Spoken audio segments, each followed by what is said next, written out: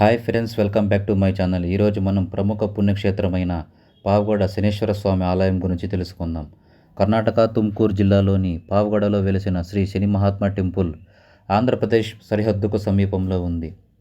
సుమారు 400 సంవత్సరాల చరిత్ర కలిగిన ఈ ఆలయంలో శనేశ్వర స్వామిని దర్శించుకుంటే ఏలినాటి శని, అర్ధాష్టమ శని దోషాలు తొలగుతాయని భక్తుల ప్రగాఢ విశ్వాసం. ఆంధ్ర సరిహద్దు ప్రాంతంలో కావడంతో ఇక్కడకు అనేక మంది తెలుగు భక్తులు కూడా భారీ సంఖ్యలో వస్తూ ఉంటారు. ఆలయ చరిత్ర చూసినట్లయితే సుమారు 400 సంవత్సరాల క్రితం ఈ ప్రాంతంలో తీవ్రమైన కరువు కాటకాలు ఏర్పడి వర్షాలు లేక ప్రజలు మూగజీవాలు అల్లాడిపోయాయి. ఆ సమయంలో అక్కడ శనేశ్వర స్వామికి బదులుగా సీతాలదేవి అమ్మవారు కొలువై ఉండేవారు. కాలక్రమేణా ఆ ప్రాంత ప్రజల నమ్మకం మరియు పూజా విధానాలు ప్రకారం ఇక్కడ శని మహాత్ముని ప్రభావం పెరిగి శనేశ్వర స్వామిని కొలవడం జరిగింది. ప్రధాన దైవంగా శనేశ్వర స్వామి వెలిశారని స్థానికులు చెబుతారు. ఈ ప్రాంతాన్ని హొయసాల రాజులు, మొఘల్ చక్రవర్తులు మరియు మైసూరు మహారాజులు వివిధ కాలాల్లో పాలించారు. వారి హయాంలోనే ఈ క్షేత్రం ప్రాముఖ్యతను సంతరించుకుంది. ఈ ఆలయం నిరాడంబర రూపంకు సంకేతం. ఈ ఆలయానికి ఎత్తైన గోపురాలు, పెద్ద శిల్ప కళాతోరణాలు లేకపోయినా అత్యంత శక్తివంతమైన పుణ్యక్షేత్రంగా విరాజిల్లుతుంది. ప్రతి శనివారం మరియు ముఖ్యంగా శ్రావణ మాసంలో కర్ణాటక, ఆంధ్రప్రదేశ్, అనంతపూర్, హిందూపూర్ పరిసర ప్రాంతాల నుండి వేలాది మంది భక్తులు స్వామివారిని దర్శించుకుంటారు.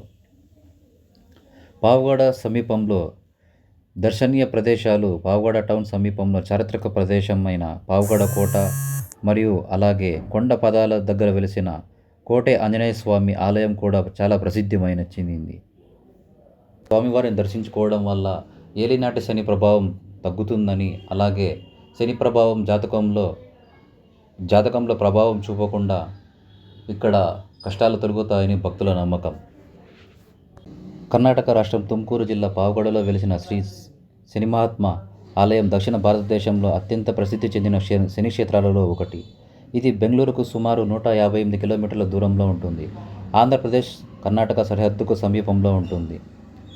ఆలయ చరిత్ర చూసినట్లయితే ఈ చారిత్రక దివ్యక్షేత్రాన్ని శతాబ్దాల క్రితం గంగా హనుమయ్య అనే ఒక సాధారణ రైతు భక్తి శ్రద్ధలతో నిర్మించారు.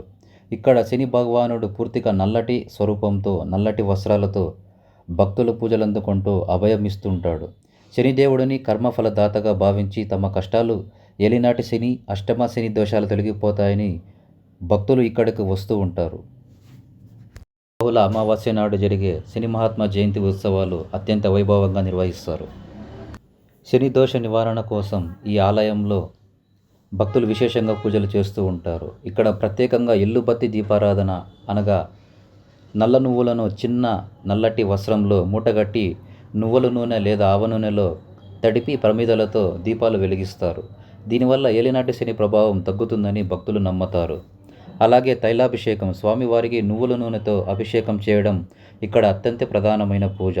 నవగ్రహ పూజ. జాతకంలో శని దోషాలు ఉన్నవారు ఇక్కడ నవగ్రహ మండపంలో ప్రత్యేక పూజలు మరియు హోమాలను జరిపిస్తారు.